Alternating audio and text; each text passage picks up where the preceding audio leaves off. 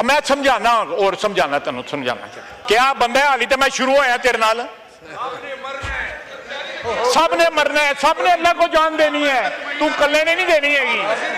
Ji kindly address the chair address the chair. मैं समझाना और समझाना तेन समझाना यहां पे बाप जो है बाजवा को बाप बना लेते थे लेकिन आज जो है उस इंस्टीट्यूशन को दफा करने का उसका तैयार नहीं है। बाजवा को बाप बनाया वो था इन सब ने और जो लोग जो है सियासत के लिए बाप बदल रहे हैं उनकी क्या क्वालिटी होगी।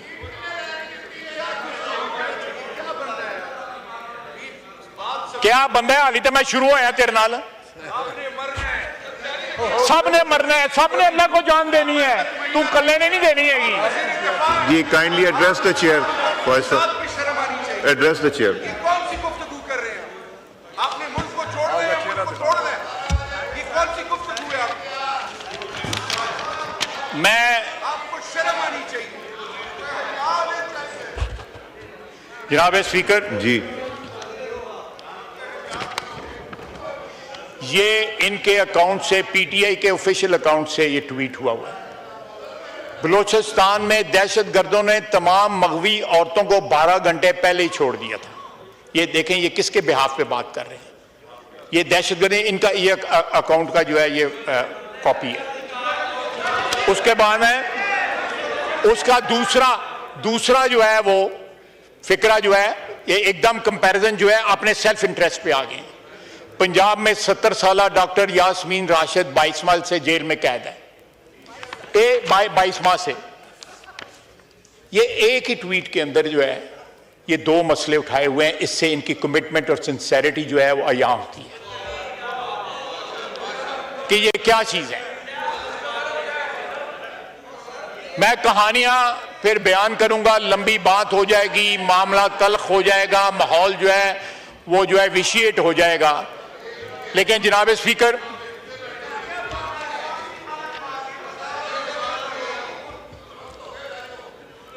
जनाब वाला आज मुसल्लह अफवाज को जो है कल की तकरीर में और अदरवाइज जो है ये निशाना बनाते हैं।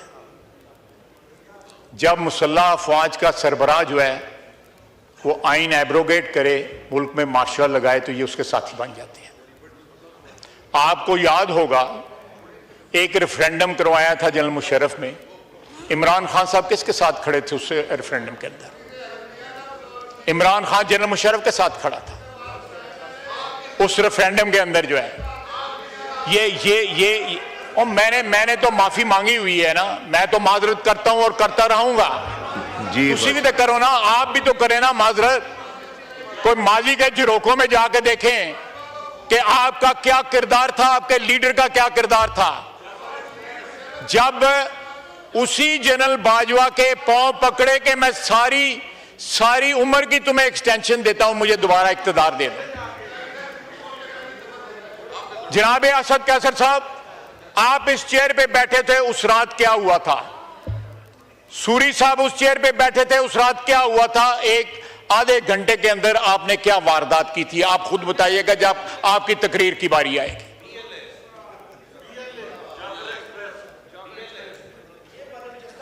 आपने जाफर एक्सप्रेस और बीएलए में क्रेडिट जो है दहशतगर्दों को दे दिया। मैं क्या बात करूं? आपने दहशतगर्दों उनको दिया कि जी वो सारे के सारे जो है वो दहशतगर्दों ने मेहरबानी की है। देखें ये दहशतगर्दों के साथ हैं इसलिए उनकी मेहरबानियां याद कर रहे हैं मेहरबानियां उनके जिम्मे डाल रहे हैं।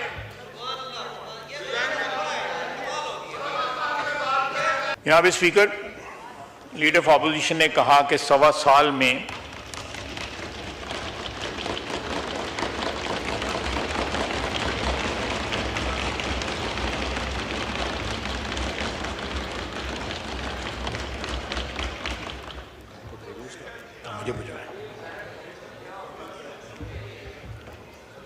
सर आपको याद होगा कि 1.25 साल जो है ईसीपी के मेंबर ना लगाए गए और बलूचिस्तान और सिंध के कोई मेंबर नहीं थे और इलेक्शन कमीशन चलता रहा। इन्होंने कल गिला किया है लेकिन माजी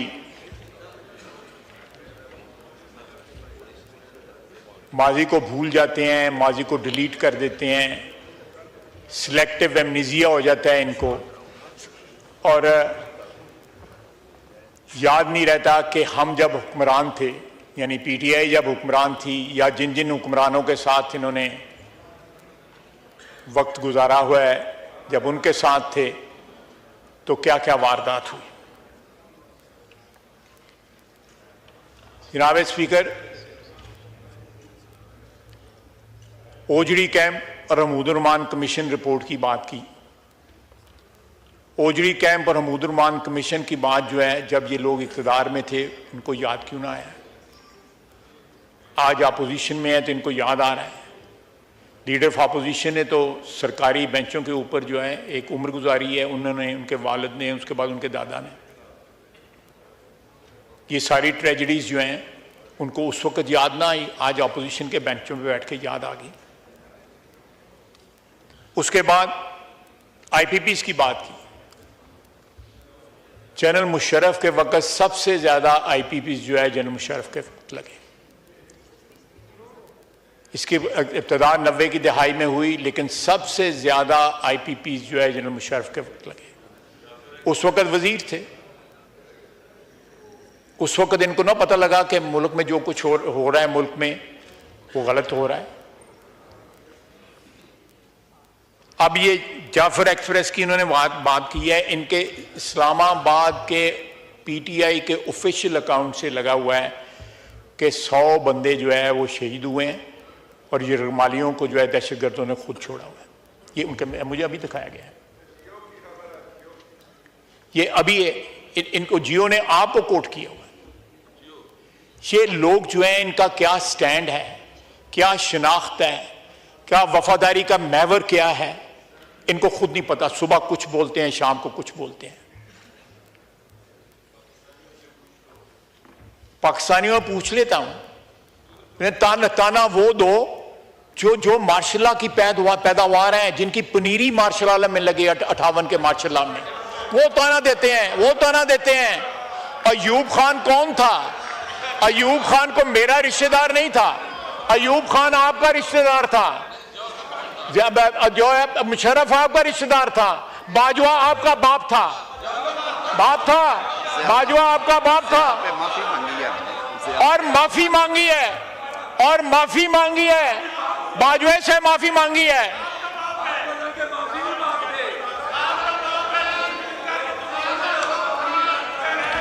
जी और जनाब स्पीकर, बलोचिस्तान की क्राइसिस का आगाज जो है, यहाँ पे अचकजई साहब नहीं बैठे हुए, उनकी क्राइसिस का आगाज जो है अयूब खान के दौर में हुआ। बलोच सरदारों के साथ एक एग्रीमेंट हुआ था, उस एग्रीमेंट के साथ जो है पहाड़ों से वापस बुलाया गया, एमनेस्टी दी गई और अयूब खान ने उनको फांसी लगा दिया। यह जख्म जो है 60 की दहाई से रिस रहा है। अमन हो जाता है, फिर कोई उस जख्म को छेड़ता है और वो जख्म जो है बहना शुरू हो जाता है। ये जख्म जो है पाकिस्तान के वजूद के ऊपर अयूब खान ने लगाए। पहला मार्शल एडमिनिस्ट्रेटर जो है जिसने खुद को फील्ड मार्शल बना दिया, फील्ड मार्शल भी 2 नंबर था।